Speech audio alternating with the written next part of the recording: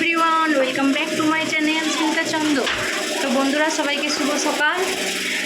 আর যেটা বলছিলাম, আজকে তো দাঁড়াও লাইট জ্বালাই।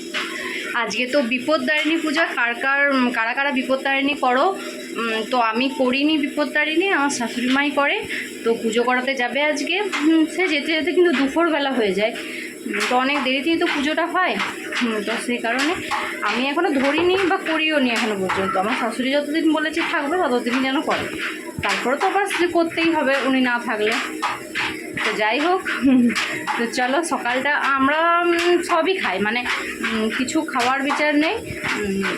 তো বন্ধুরা, তোমাদেরকে আমার বিয়ের আগের জীবনী বলতে বসে গেছি আমি। তো কি হয়েছিল বলো তো, আমি ছোটোর থেকে মানে অনেক গরিব ফ্যামিলির একটা মেয়ে, ঠিক আছে। আমার বাবা ঠিক মতো পড়াশোনাও আমাকে করাতে পারেনি।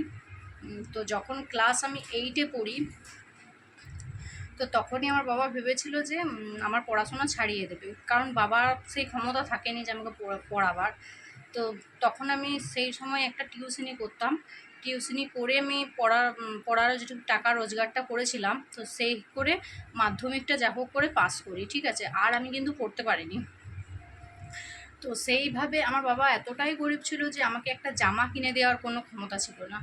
আমার এক মামা কলকাতাতে কাজ করতো, তো ওখান থেকে যখন পুজোতে আসতো একটা করে জামা দিত, সেই জামাই আমার হতো। সেই করে আমি বড় হয়েছি। মানে ভালো যে কিছু পরবো, এমনকি আমাকে লোকের কাছে শুনতে হয়েছে বিয়ে ঘরে সেরকম ভালো জামা পরতে পারিনি। তো বিয়ে ঘরে একজন আমাকে বলেছিল, আমার এখনও মনে আছে, যে তুই একটা ভালো জামাও পরতে পারিস না নাকি, এরকম জামাটা পরে এসছিস। তো তখন সেদিন আমি মাকে এসে বলেছিলাম, মা জানো এরকম আমাকে বলেছে। তো তখন সেদিন সত্যি বলছি আমার খুব খারাপ লেগেছে, কিন্তু কি করব, কিছু করার নেই, বাবার যেহেতু পয়সা নেই অত। তো সেই করে মাধ্যমিক যেই আমার পড়া কমপ্লিট হলো, রেজাল্ট বেরালো, তার হয়তো 2-3 মাস হয়তো ঘরে বসেছিলাম। তারপরেই আমার বান্ধবীর মা, আমার যে ননদ হয়েছে সেটা আমার আসলে বান্ধবীর মা ছিল। তো সে বলেছে আমার একটা ভাই আছে, তো সুনিতাকে বিয়ে দিয়ে দাও আমার ভাইয়ের সাথে। তো আমার বাবা দেখছি তাহলে নিজেদের মধ্যেই যখন হবে, চেনা পরিচিত ছেলেটা ভালোই হবে, করে বিয়ে দিয়ে দিয়েছে। তো আমার তাহলে কত বছর বয়সে বিয়ে হয়েছে বন্ধুরা, তাহলে ভাবো। মানে 16-তে মাধ্যমিক দিয়েছি, 16+ হবে বয়স, তখন আমার বিয়ে হয়ে গেছে।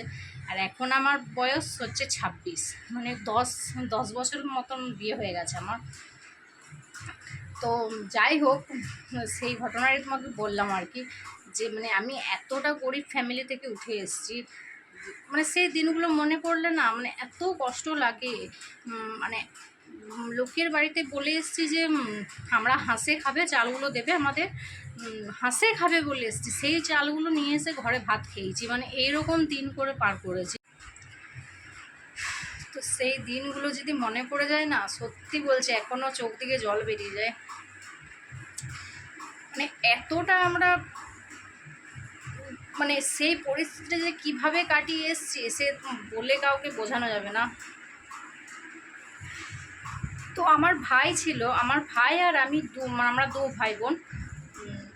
তো কষ্টটা বেশি আমি যেহেতু একটু বড়, সেজন্য কষ্টটা আমি নিজের চোখে দেখেছি। তো ভাই যেহেতু ছোট, সেজন্য অতটা কষ্ট ওকে পেতে হয়নি, ও সবসময় ভালো কিছুই পেয়ে গেছে। আর আমি যেহেতু চুপচাপ নিরীহ ছিলাম, আমি অত বলতামও না, আমি বাবার কষ্টটা বুঝতে পারতাম যে হ্যাঁ বাবা কাজ করতে পারেনি, কোথায় পাবে। আর ভাই তো অত জানতো না, ভাই বলতো না আমরা এটা চাই ওটা চাই, তাহলেও পেয়ে যেত।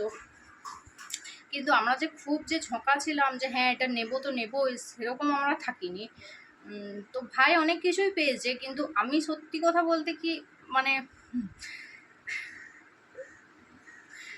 বললে বিশ্বাস করবে না বন্ধুরা, আমরা কিচ্ছু পাইনি, কিচ্ছু না।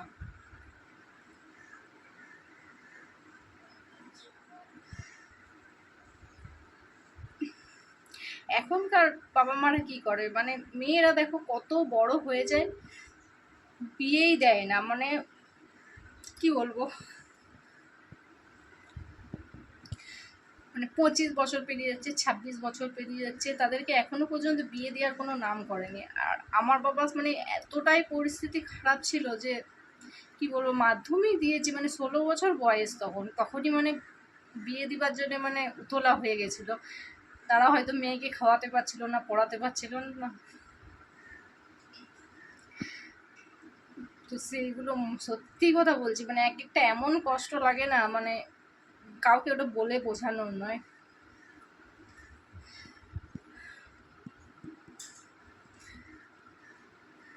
তো যাই হোক, বিয়ে যেহেতু দিয়ে দিয়েছে, বিয়ের ঘটনাও তোমাদেরকে আরেকটা পার্ট করে তোমাদেরকে বলবো।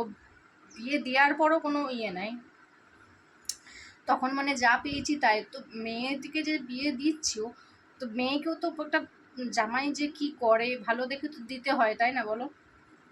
এখনকার তো সব চাকরি ব্যবসা দরকার নেই, কিন্তু ছেলে যেন খাটুয়া হয়। হ্যাঁ, আমার বড় চরিত্র ভালো, সেটা ঠিক আছে, চরিত্রের দিকে সব ঠিক আছে, ছেলে ভালো, সব ঠিক আছে, কিন্তু রোজগারটা একটু দেখে তবেই না মেয়েকে বিয়ে দিতে হয়, সেটা হয়তো তারা জানে না।